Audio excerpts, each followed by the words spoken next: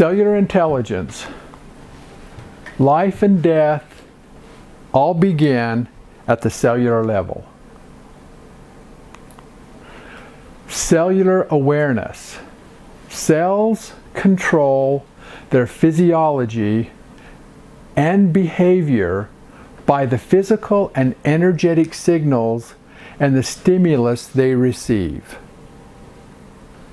Cells are aware of their environment, and that environment primarily sets into motion the mechanisms of life. So in the construction of a cell, what this is telling us is it's completely aware of its environment. Now I want you to stop and think about this. Every cell in every organism understands what it is and everything around it. Just as you're conscious of who's around you in this room, what information you're receiving, what your environment is like, every cell in every living organism is just as aware of its environment as you are of yours. And so, Josiah, when you get out there and a bison decides it's going to chase you, do you stand there or do you run? You run. Because you are very aware of your environment. We respond to the signals from our environment. Everything does. And everything is sensing those environmental stimulus. So it's not just us, it's just not our cattle or our livestock, it's the plants, it's the insects. Everything has this divine awareness of what it is and everything around it. Genes are the molecular blueprints used in the construction of cells, tissues, and organs. Genes make up only a small contribution to cellular function. When we first started learning about the DNA back in 1944 with Watson and Crick, we assumed that the DNA was controlling all of the functions and that for every gene there was a response. We have learned since that that's not correct. Environmental responses, the character of our lives is determined not by our genes, but by our response to the environmental signals that propel life.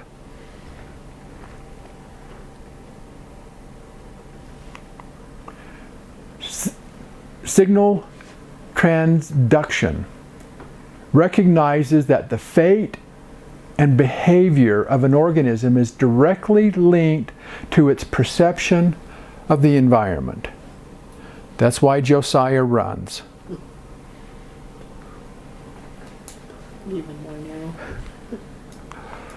Environmental signals engage your cytoplasmic processes that can alter gene expression, thus controlling cell fate, influencing cell movement, survival, and even death.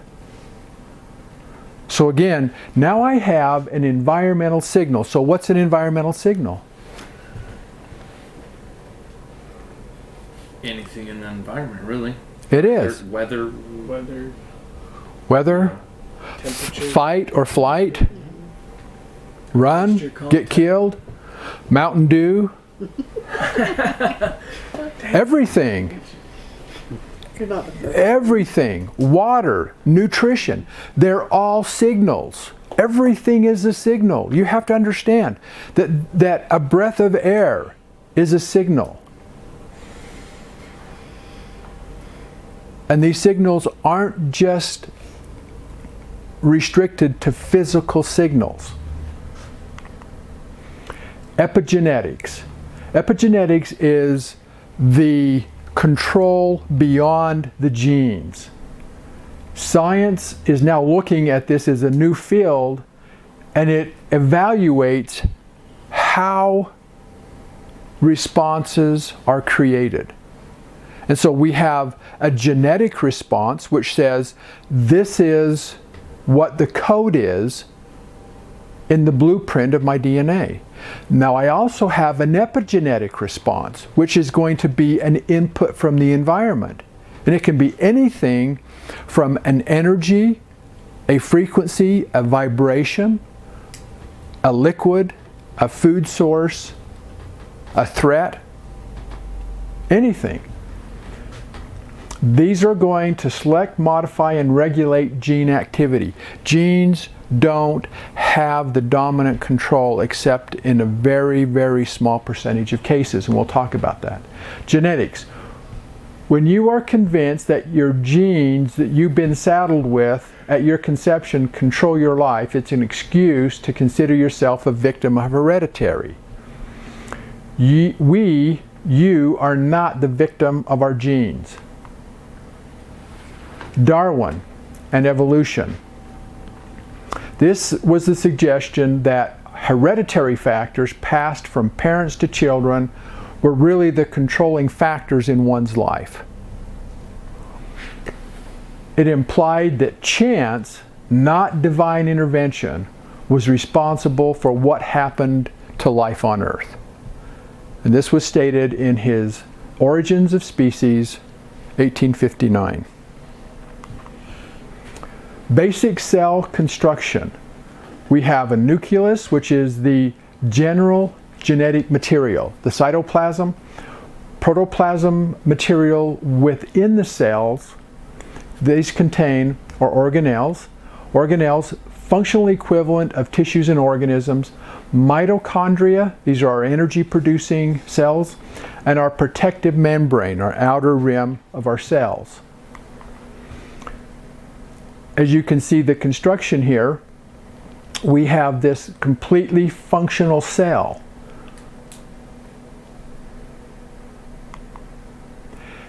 Every cell mirrors your body.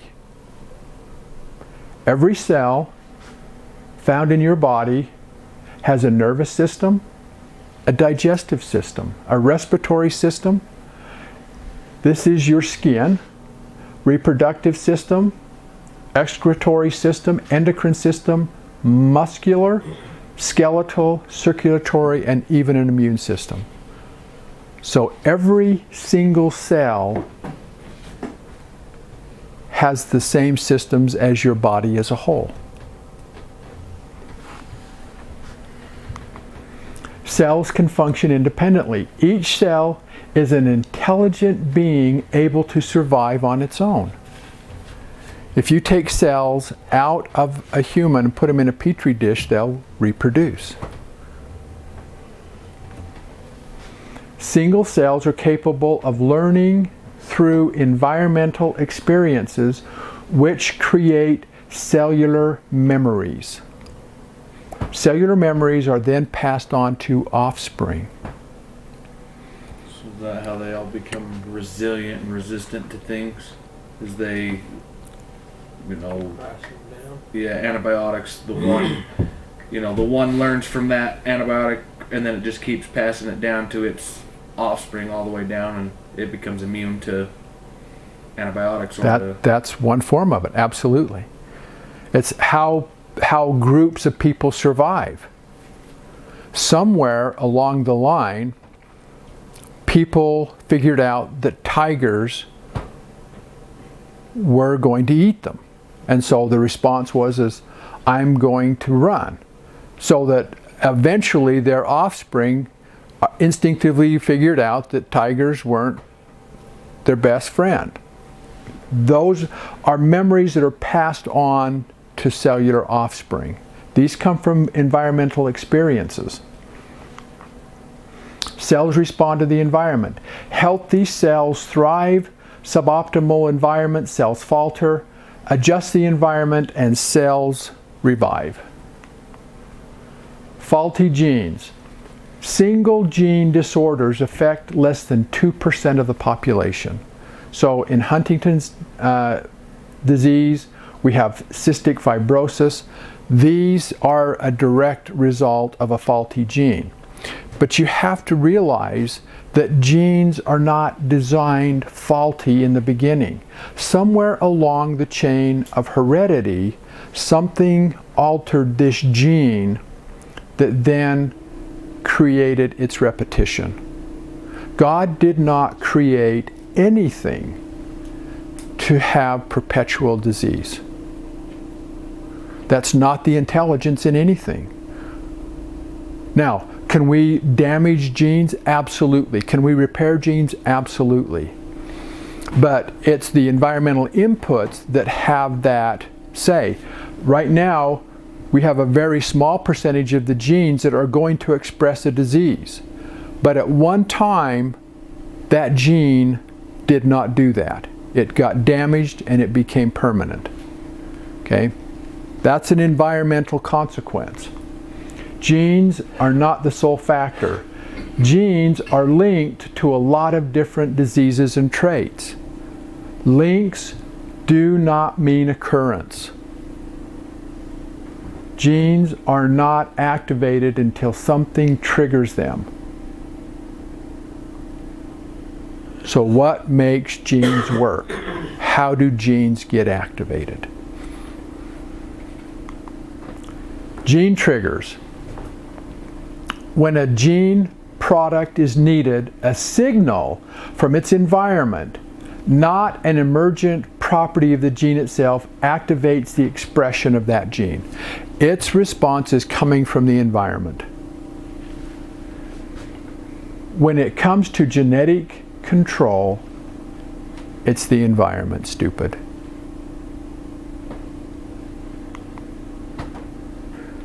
Darwin, in an 1876 letter to Moritz Wagner, stated, "In my opinion, the greatest error which I have committed has been not allowing sufficient weight to the direct actions of the environment, food, climate, etc., independently of natural selection. When I wrote The Origin, and for some years after, I could find little good evidence of the direct action of the environment. Now there is a large body of evidence." Cell molecules. Cells are made of 4 different types of molecules. Polysaccharides, which are our sugars, our lipids, which are our fats, our nucleic acids, which is our RNA, DNA, and our proteins. All cells have these molecules inside them. Proteins are the most important single component for living organisms.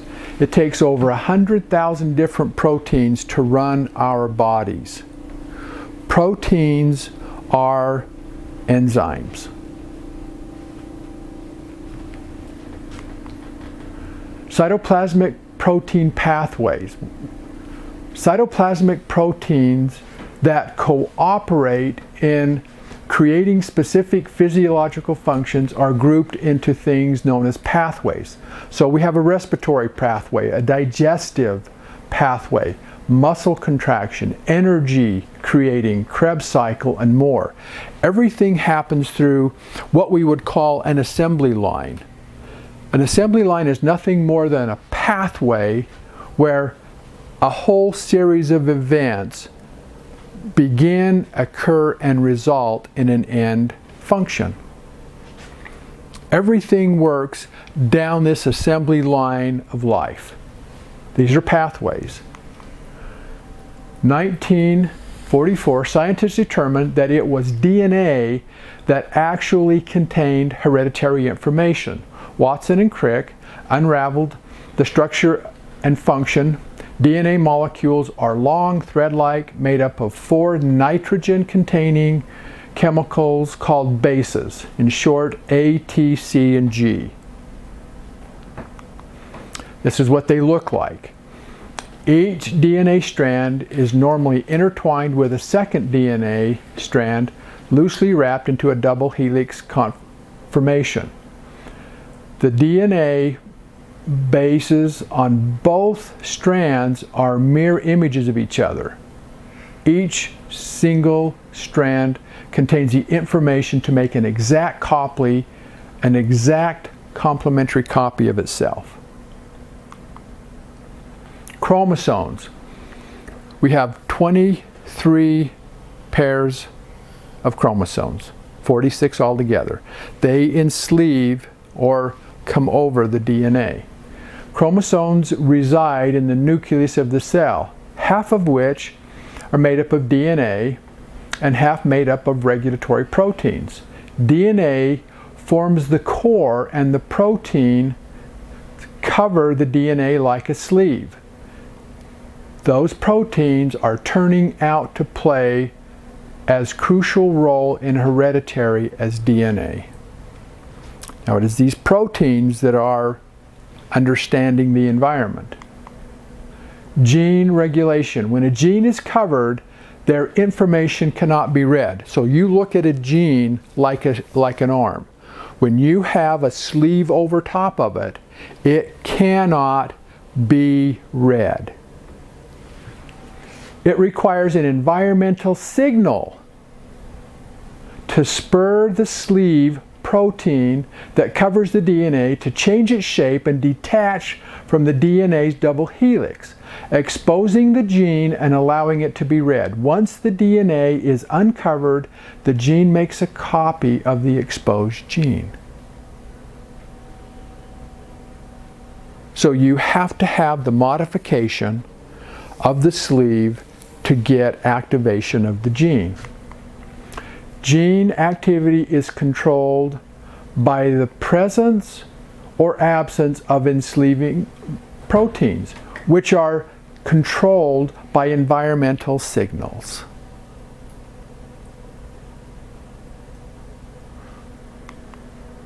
What is in control? Initial perception was that DNA controlled cellular responses. We have now learned that a single gene is capable of myriads of responses, and these responses are based upon environmental influences. pH, nutrition, toxins, minerals, microbial metabolites, good guys, bad guys, the vitamins that are there, enzymes, antioxidants, amino acids, hormones, neurological responses, cellular toxins, leaky guts, pathogens, poison. These are all environmental influences and many, many more. What's in your food? Your gut microbes, prevention of disease or fostering health. It's really the same. Comes back to your gut microflora. Environmental factors are energy, vibrations, frequencies, wavelengths, emotions, music, good or bad, lights, hereditary information, lifestyle, exercise, thoughts, positive, negative, and food you eat. These are all environmental factors.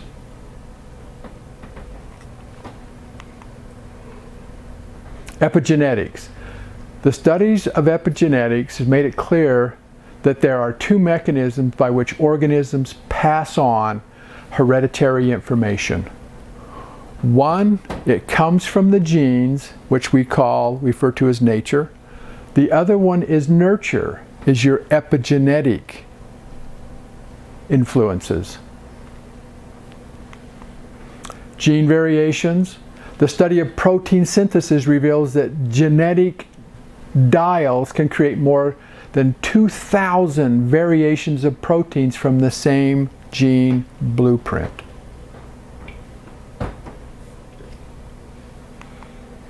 It's the environment. Only 5% of cancers and cardiovascular patients can attribute their disease directly to hereditary. This means that 95% of cancer and cardiovascular diseases are not due to inherited genes. DNA does not control biology. The nucleus itself is not the brain of the cell. The cells are shaped by where they live. It's the environment. Cell membrane. The cell membrane is the mechanism by which the body translates environmental signals into behavior. The cell membrane should be BRAIN. That is really where the intelligence of the cell lies in response to the environmental factors surrounding it. Semi-permeable, three-layered skin that holds the components of the cytoplasm. That semi-permeable, three-layered, what they would call skin, that holds the contents of the cytoplasm together. A cell membrane is only 7/millionths of a millimeter thick. All cells have a membrane. All cells share the same basic three-layer structure. Membrane components, the two major chemicals, we have phospholipids and we have proteins. Phospholipids, these are polar and non-polar molecules. All right, so polar simply means I have a positive and a negative, and that's what bind things together.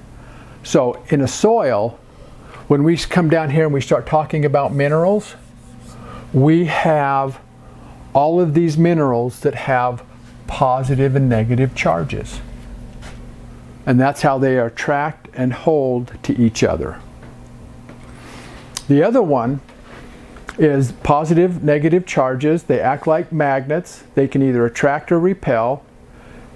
It includes water and substances that dissolve in water. Most of your cell's nutrition consists of charged molecules. Same with us, same with a plant. So we have positively charged minerals, negatively charged minerals. If we can reduce these bonds and make them soluble, now they become available for nutrients.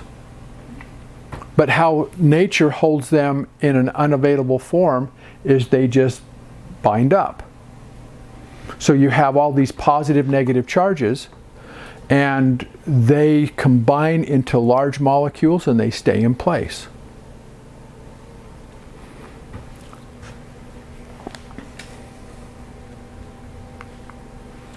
Nonpolar. These have no positive, negative charges. These include oils and substances that dissolve in oil. So these are going to be things like vitamins, fat-soluble vitamins. Integral membrane proteins. Now these are really cool because this is where all of the action happens. These allow nutrient, waste materials, and other forms of information to be transported across the membrane. So there are two classes of these. There are receptor proteins and effector proteins. So this is how cells now begin to understand everything about their environment. And these proteins not only go into the cell, they go outside the cell. So it's monitoring what's going on inside and it's monitoring what's going on outside. So let's look at receptor proteins. Receptors, these are cell sense organisms. They're like our eyes, our ears, our taste buds, our nose, our fingers. We feel and sense things with these receptors. And you got to remember, every cell has these receptors. It is so aware of everything it's in its environment. These are molecular nano antennas tuned to to respond to specific environmental signals. Some receptors extend inward from the membrane to monitor the internal portions of the cell's environment. Some of these receptors extend outward from cells' outer surfaces to monitor the external signals around it.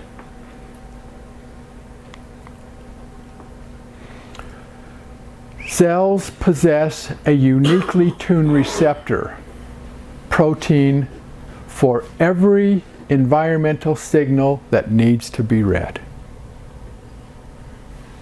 Everything that will ever occur in that cell's environment is meant to be read and understood. And it's through these receptor proteins that this happens. Receptor antennae can read vibrational energy fields such as light, sound, RF. Receptors can be controlled by invisible forces such as thought, as well as physical molecules like pharmaceutical drugs.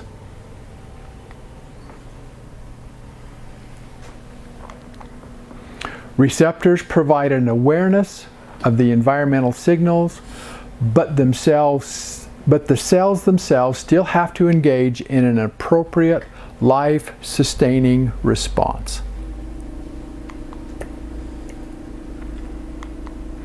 This is where the effector proteins come into play. These become the response from the receptor signals.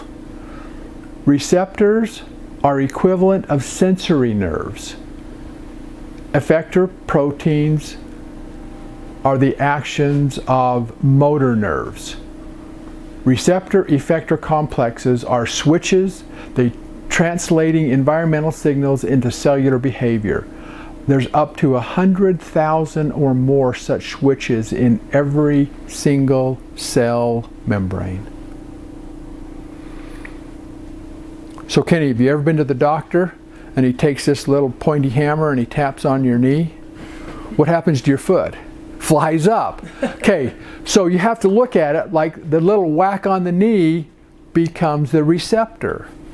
The effector is the motor response. It's just, you can't stop it. It's just involuntary. That leg is flying up.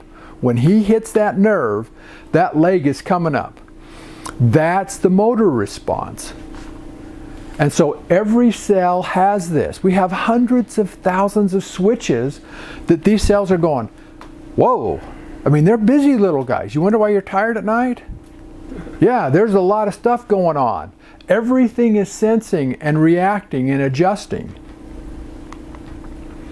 Genes controlled by our proteins. Genes do not control their activities. Instead, effector proteins operating in response to the environmental signals picked up by the membrane's receptors control the reading of the genes to replace worn out proteins or create new ones.